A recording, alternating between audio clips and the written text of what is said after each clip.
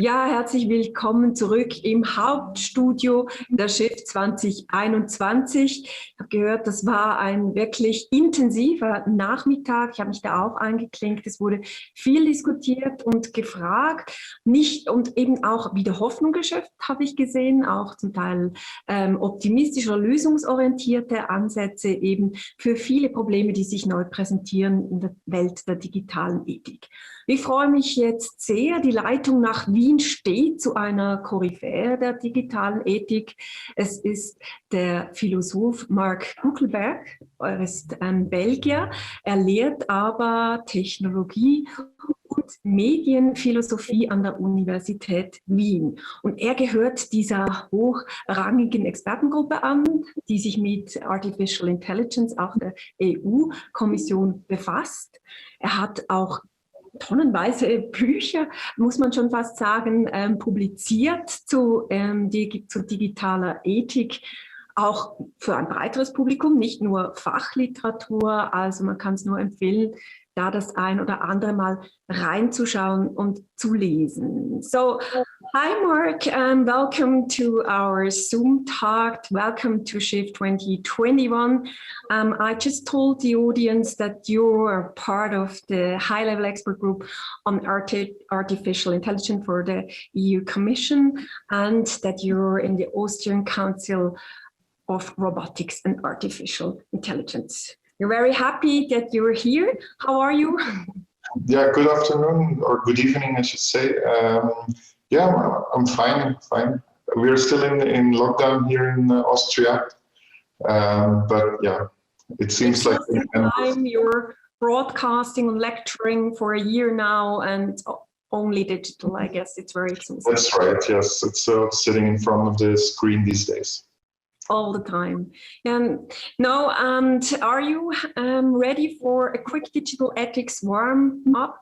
So we quick fire a few questions. Sure. So, okay, you're ready. So, Mark, what's your favorite hashtag?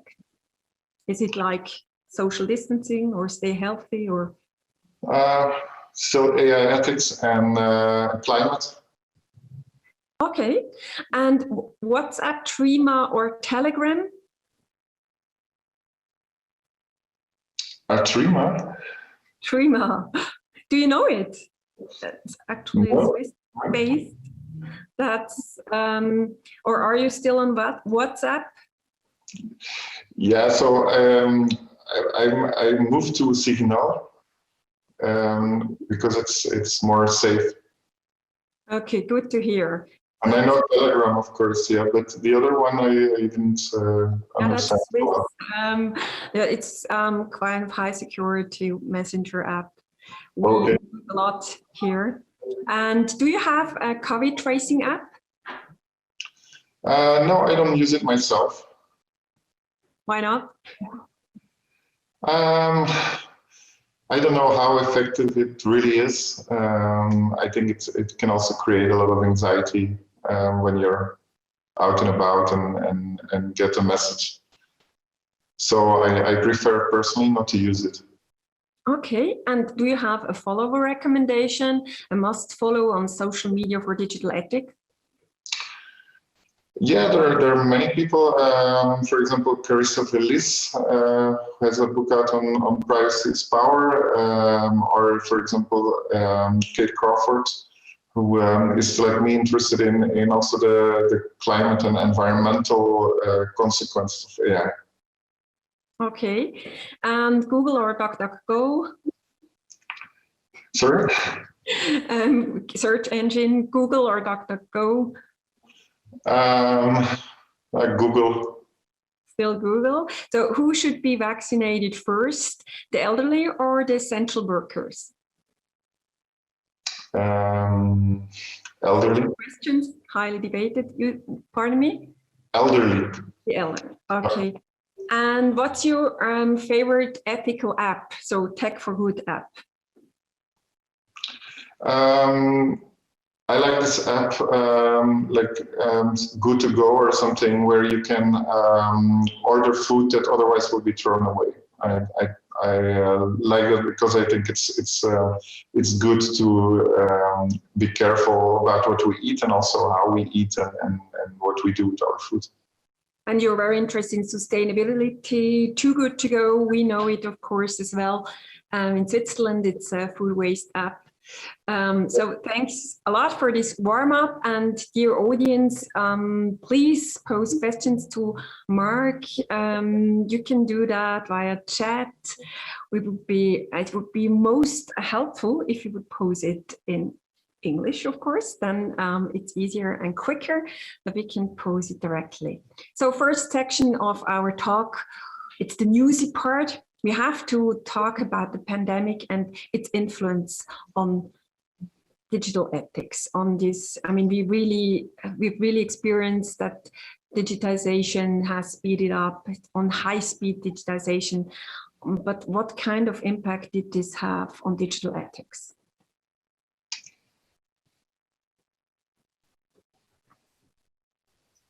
Mark, did you hear that? Yes. Shall I already comment on that? Yes, please. Okay. Yeah. Okay. Yeah. Yeah. I mean, we had this huge. I think it's a kind of catching up because many countries were not that far advanced with digitalization, and now because of the whole Corona crisis, I think there's a lot of organizations, companies that have switched to more digital ways of working, more digital ways to reach their clients and so on. I think in general that's a good thing that we explore these possibilities.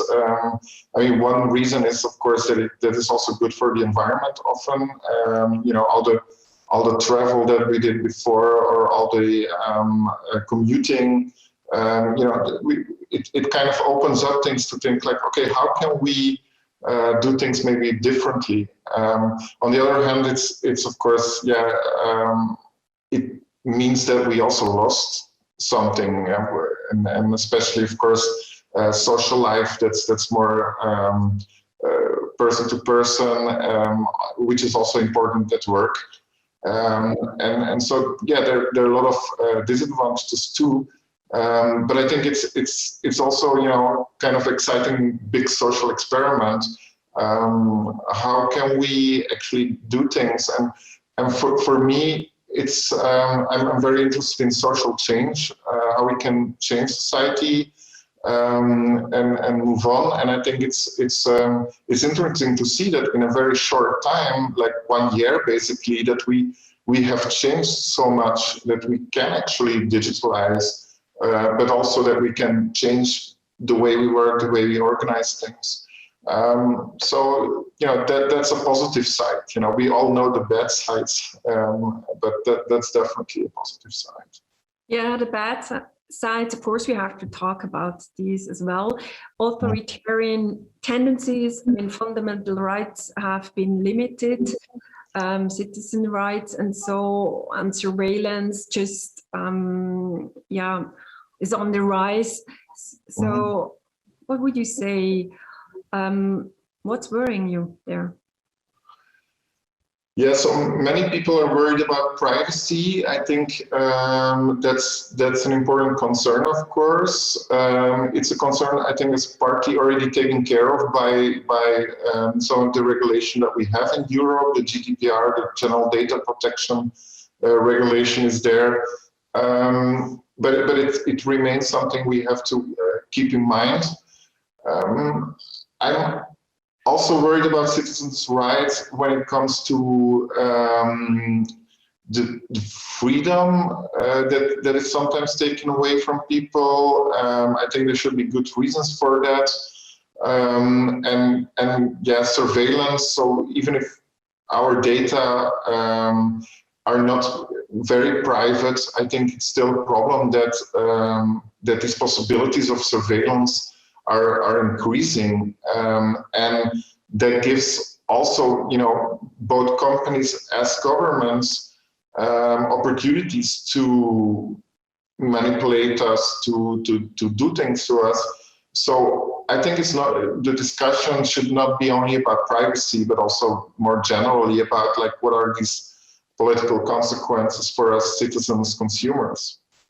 But is it only political? I mean, there's new business cases, new spyware for home office surveillance and productivity tracking measures there. They really boomed unbelievably, and they've been sold. And of course, I'm sure that they also are there and are used. So what is there? I mean, what do you think? Absolutely. So it's also happening in the work organization itself. It's possible to keep an eye on us, and I think it's, as usual, it's like unequally distributed between different groups, because there will be always people who benefit from that somehow, because they are in a controlling position, in a management position, and can use this to their advantage. But there will be also people that that are anyway already under surveillance by people, and that now find themselves additionally under surveillance by these technologies. And that's not only in factories and so on, but it's also people who, for example, delivery people and all kind of, you mentioned essential workers. And many of these people are not so much paid and are under surveillance. And so think also about Uber drivers, for example. So all these kind of jobs that were already precarious or were already in, people were already not in such a good position with these new technologies. They get in a worse position. So I think it's important to ask questions about justice here. Yeah. So what are the consequences of these technologies for different kinds of people in society, different jobs, different kind of people? We talked about a lot of challenges today at the shift. We talked about biased data sets, about unsupervised machine learning, emotional AI, getting very close to humans, hate speech, fake news. What are the biggest challenges in your eyes right now? Mm-hmm. Yeah, so the issue about fake news and what to do about it, I think it's an important one, because it's I think it poses a question, and we should ask a question like, who should actually regulate that? Is it something that we should leave to big tech companies, or is it something that we can do in a more democratic way? And there, I think sometimes the discussion in the US, for example, is quite one-sided, where people who are in favor of human rights and protecting people are always blaming big tech. I think it's a very complex issue, and I think it could also be argued that they don't really have all the means to do that, and maybe they need some kind of guidance from democratic policy to be able to do that. Also, should we really censor people? When should we censor? This is also important in the light of human rights. So it's a very complex discussion, but one that we need to have. You mentioned emotional AI. That's something that I'm very worried about, because it creates, I think, more opportunities for the manipulation of people, manipulation of emotions, use of emotions of people to make money. I think this is something that we should also discuss if we want that kind of AI and that kind of technologies. But it's definitely coming, and it's being developed. I've seen it already in the sector of robotics, where robots were made emotional in a sense that expressions were used and so on.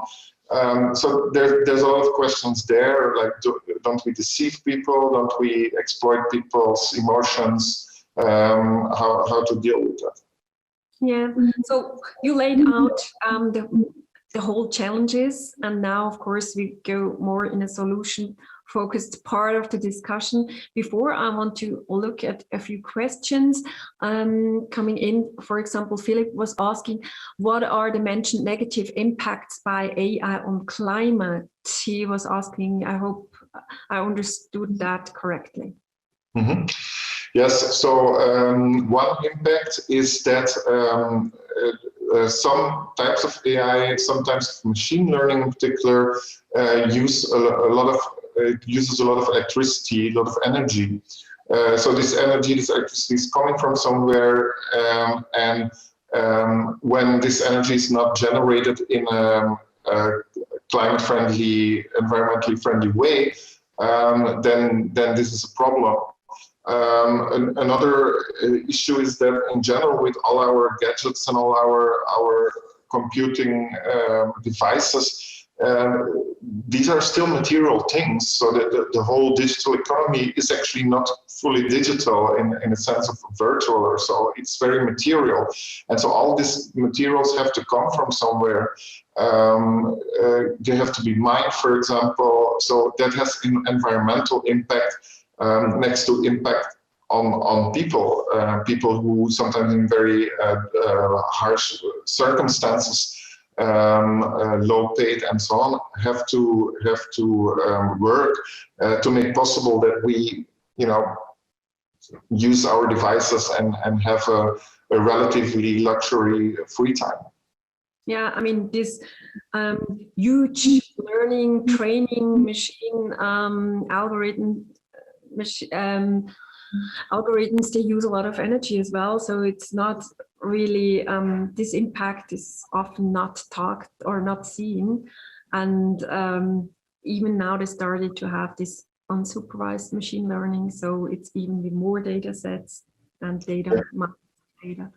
Yeah, it's good that you mentioned the financial world there, the high-speed trading and so on. That definitely also has its effects, and in general, of course, it's also something to discuss. I wrote a book about that also in 2015, Money Machines, about the kind of ethical issues that are raised by these algorithms used in finance. And generally also digital technologies, for example, cryptocurrencies and so on. So these kind of issues get more and more important. I mean, if you see today, for example, that Bitcoin, compared to gold is, more worth, I think, than a kilogram of gold now. These are, kind of issues that we will still meet in the near future also. Then there is another question from Judith. I would like to know how Mark thinks about pseudo-religious tendencies in talking about AI. Yeah, so I'm critical about it. In my book, Ethics, I wrote against science fiction scenarios, not because I'm against science fiction, and not even because I'm against science fiction, to use that for philosophical thinking about AI. But more about there's a very specific kind of view around that we will have, that we are on the way to super intelligence, perhaps to a singularity, and this kind of scenarios I have a problem with, because I think that they're not relevant for the near future, and I think they also have as I say in the book, they have this kind of religious undertones. I'm saying that not because I want to say something about religion here, but more that I think that this particular way of thinking isn't very helpful to deal with the issues now. It's a lot about sort of end of the world thinking, thinking about AI taking over and so on. I think we should be really worried about AI now and the possibilities that other humans and other organizations use AI to do things to us, and that's much more important, I think, than having this science fiction idea of an AI that takes over the world, gets super intelligent. I would like to ask you the question of Dorothea. That's a third one. How do you counter claims like emotion detection AI helps neurodiverse people to better understand others? Can you refuse them such support? So it's all again. Yeah, surely not. We should not refuse that. I think it's a good example of how of this ambiguity of technology. I mean, in this case, of course, it can help people, it can empower people, and the same for devices for people who cannot hear very well, and so on. I think there's a lot possibilities for technology to help people. What we should only be worried about is that if we put our houses, our work environments full of this kind of technology, is that we will become dependent on the technology reading our emotions, for example, yeah, and that we will actually start adapting to the technology rather than the other way around. That we will change our expression of emotions for the technology. So I think for specific problems, we should absolutely use digital technology, but we should always be aware that it's not just about these particular users, it's also about this kind of more slower and invisible and pervasive influence that the technology has on the lives of many people in the end. And this is what we've seen with previous technologies, also non-digital. Think about how cars have completely changed our lives because we started commuting, our cities, our landscapes. So this is, I think, a good example of seeing like, okay, before we roll out the technology in society, we should really take into account always the ethical and political consequences. I guess we all agree on the thing that we want to have responsible and transparent AI in future. So I think now in the second part, we really talk about this policy making. What can policymakers do? What can we personally do? And the very interesting thing is that you've been working 1.5 years on this AI white paper for the EU Commissions. I mean, please, could you give us some background? How did you experience this time? Yeah, it was a very interesting time because it was, I think, an important task to give advice to the European Commission on this.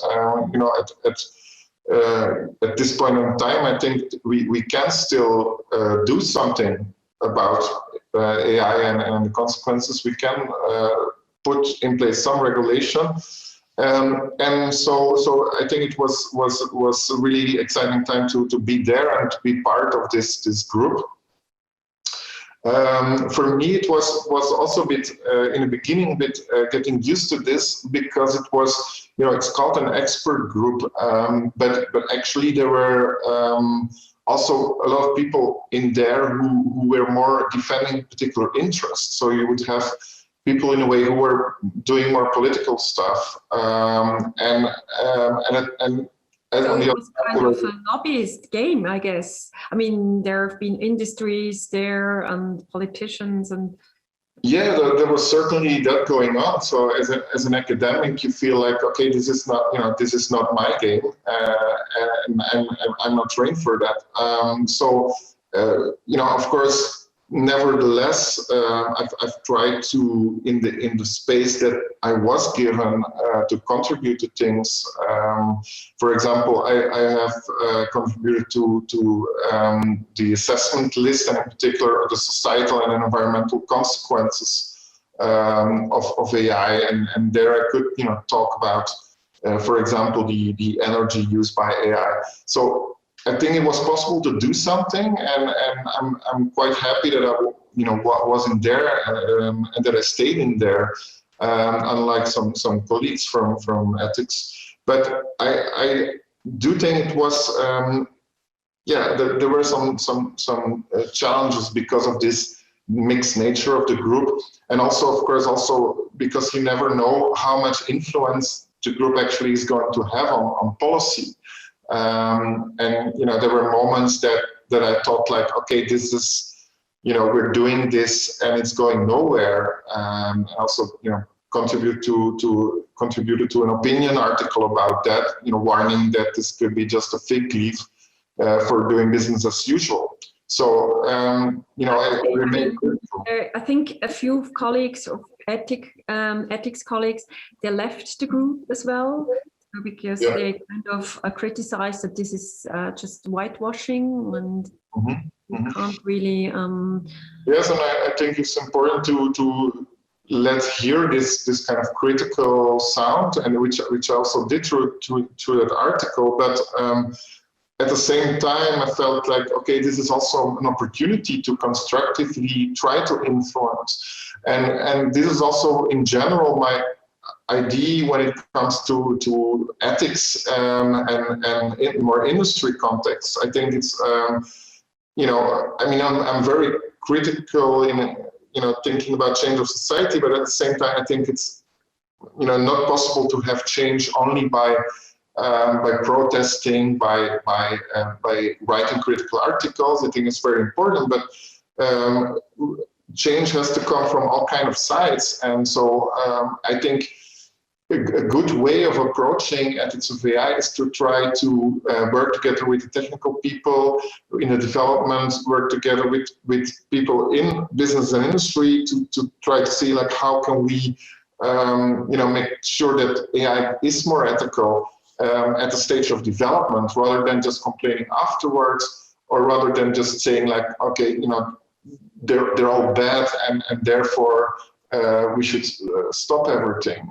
So I think both with policy and with the ethics of AI, I think it's good to also, in a constructive way, try to change the technologies if we think they're not good. So no dialogue is no chance on a better future, actually. So, but I can imagine this role wasn't very easy. I mean, they kind of saw you maybe as a party pooper, or they might been afraid of you even. I don't know. I mean, how did you? Yeah, I mean, as an academic, you kind of, especially as a philosopher, since Socrates, you are the one who spoils the party, in the sense that you have this role of, being critical. This is what we should do, I think. So of course, some people might not have liked that. On the other hand, I think it's for them also good to have an outside view, to have a critical view, and to then respond to that. And I think the best people in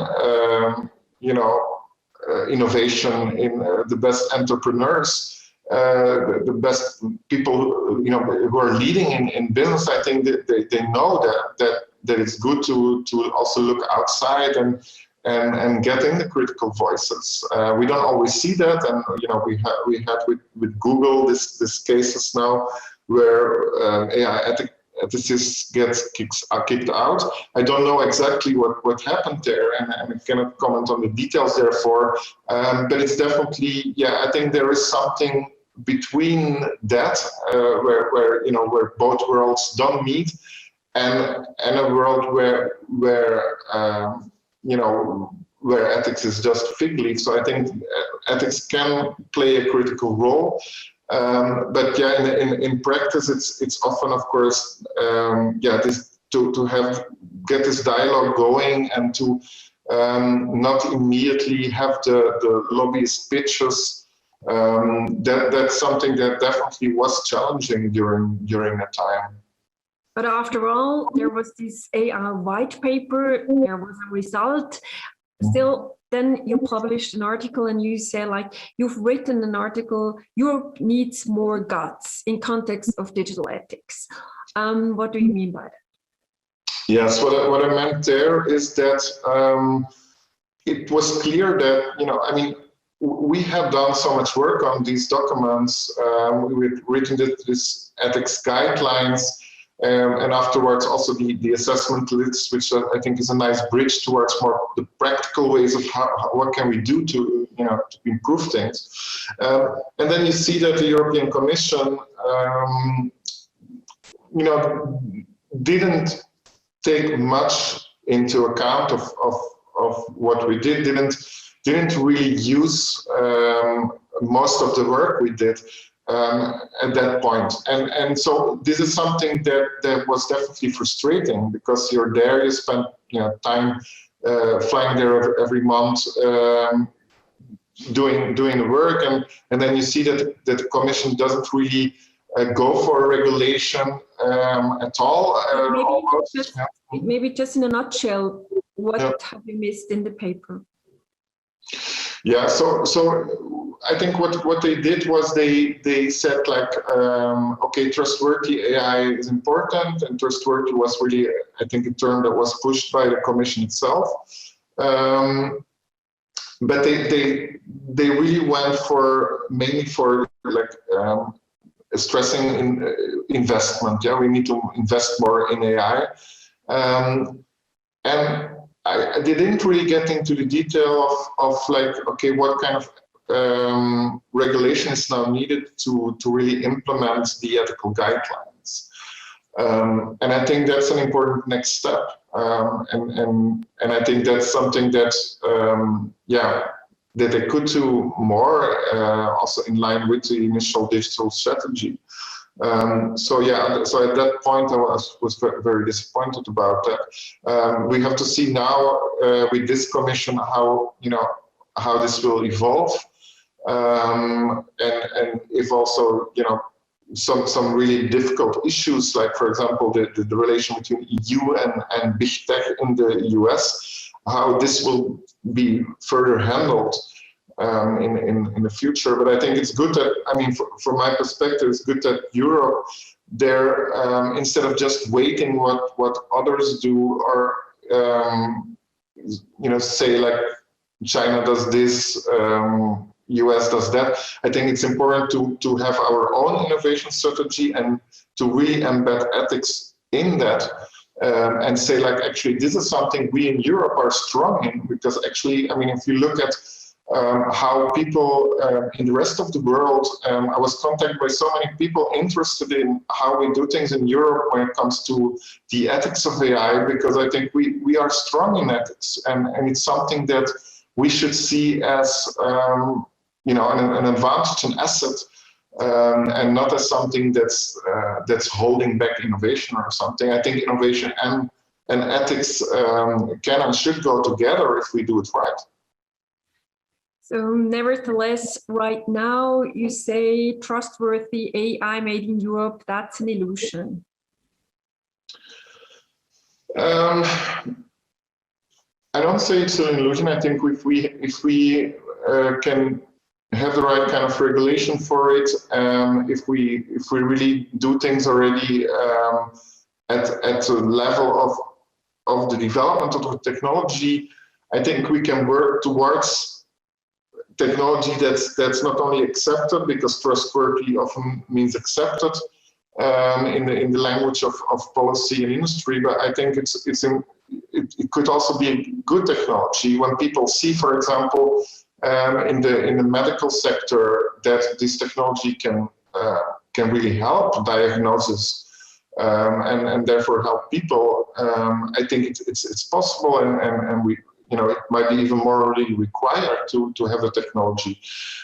It's just that what we should avoid, I think, is this very quick adoption without taking into account the ethical aspects.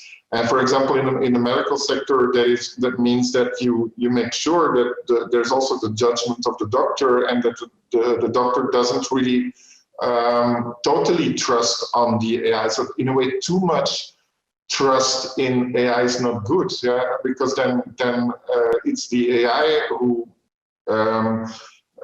takes the decisions, because a doctor says, I don't have the time, I just trust on the AI. I think it's important that humans also stay involved in making, in this case, the medical judgment in this sector. We have a lot of questions already again, and I would love to thank you, by the way, that you were so active and really pushing for questions. Marisa asked, did I understand correctly, EU guidelines lack accountability, as who holds some company accountable and what are the consequences for non-compliance?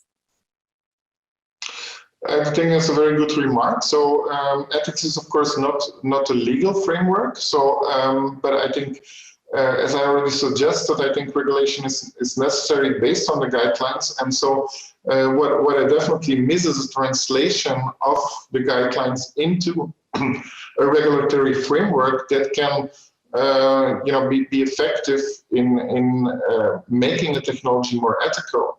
Of course, how exactly, what should be done? It should be, I think, a political process, in particular, a democratic process, because there are different values here and different interests.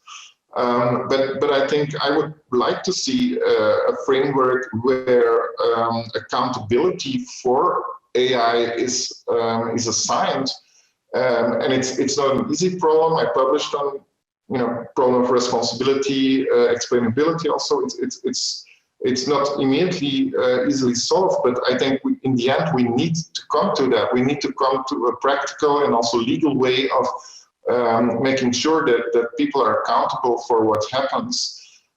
We don't really need a witch hunt, I think. We don't really need always just to blame people or to look for only for what goes wrong. We need this proactive approach, as I said, to put ethics in development, but next to that, we need that legal framework too. And I think accountability is an important theme there for sure. Laila is asking, for example, in how far is the digital ethics debate a variance of debate, as we heard about justice and equality in general? Which aspect is truly new? Yeah, so as someone working for a while in the area of ethics of digital technologies, of course, some problems are very similar to other digital technologies and to wider categories of technologies. Like a lot of what's said about AI can also be said about use of algorithms in general. So I think there in that sense, there's not that much new. But there are some specific problems with AI that need to be addressed, like the bias that can be created through data science processes, the non-transparency of certain types of AI. So I think it's like always, there is new and there's old. And what I find interesting about AI, even if it's not everything is new, is that it's also an opportunity, of course, then to, as a society, say like, wow, we now have this new technology. Actually, now we see how much problems there were already with other technologies too, and we're going to actually be more careful about all kinds of technologies. So it creates more, I think it can create also more awareness of both old and new problems with other technologies. And I think Luis Eduardo was asking a question, could we just simplify it a little bit as well? Like, is digital ethics in the end only a data question? I don't think it's only a data question. I think there are different stages in a process where AI working with data does its thing. So there's the collection of data and what happens with the data. There's the training of the algorithm. There are all these different stages, and there are also different ways it's used. And especially there are always also people connected to it. So for me, technology is always connected to people. So I tend to, rather than simplify, to complexify problems with technology, to figure out the ethical problems. And I think it's important if we're looking at solutions, because we need to work towards solutions. Definitely true. And then I think it's not enough to have only philosophers talking about the bigger principles and the the more abstract problems, I think there needs to always be a dialogue with what happens on the ground, because otherwise you get a discourse about technology that could be about anything. I think it's important to have that connection with the technologies, and as a philosopher of technology, of course, try to do that already within the philosophy, to make things less abstract and more more related to the real developments that are there. And actually, Sarah is asking questions I wanted to pose as well.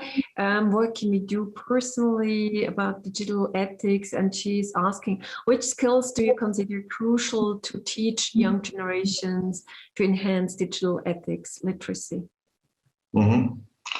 Yeah, a very important question about education, of course. So, well, first of all, I think education about this should start already at earlier age, to make sure that people are aware that technology is not something separate, but is really part of our lives and influences our lives and has influence on people.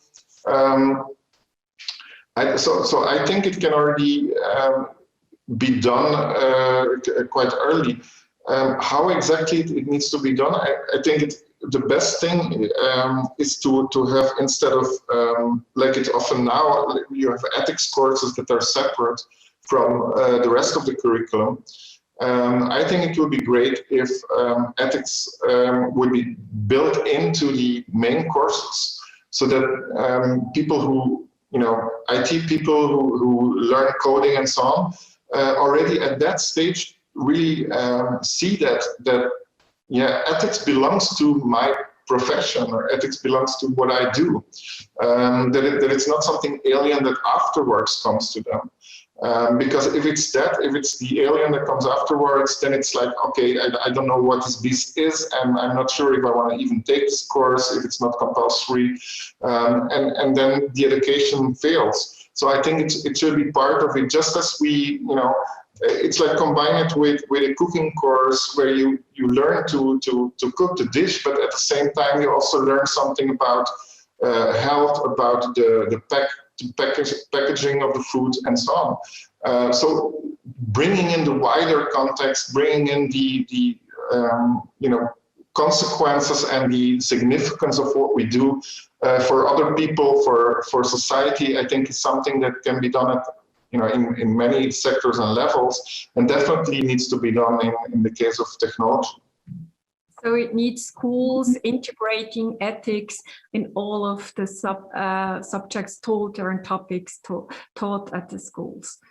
So that's, I think that would be really yeah. Is there, and on the other hand, is there some kind of quick fix we all could do to be more sensitive about digital ethics and AI? I don't think there's a quick fix, but I think it helps also if we start to think about ourselves and our lives, that we don't think it's something totally academic or something that industry has to only deal with or the politics has to only deal with.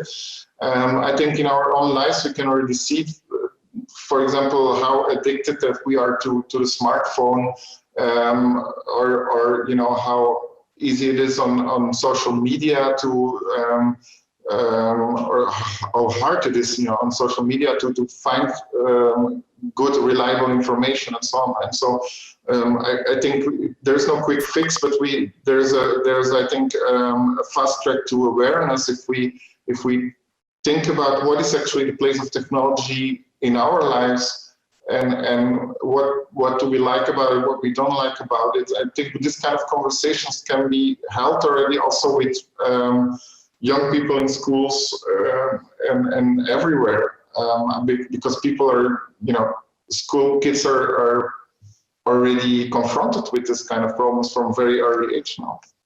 So it's never too early to start with digital ethics. So we're actually almost at the end of this conversation on this talk. I mean, now as an outlook, personal outlook, Mark, what are you up to? What are your next projects? Well, I'm very interested in kind of the relation between technology and power, technology and the politics. So I'm doing work in that direction, and my next book will be about freedom in the age of climate change and AI, and we'll specifically look then at that kind of problems. So it's one of my ways of trying to come to grip with this kind of complex problems that technology poses for citizens, for the way we live together with each other. Thank you so much, Mark. It was very interesting. A lot of questions for you today, this afternoon.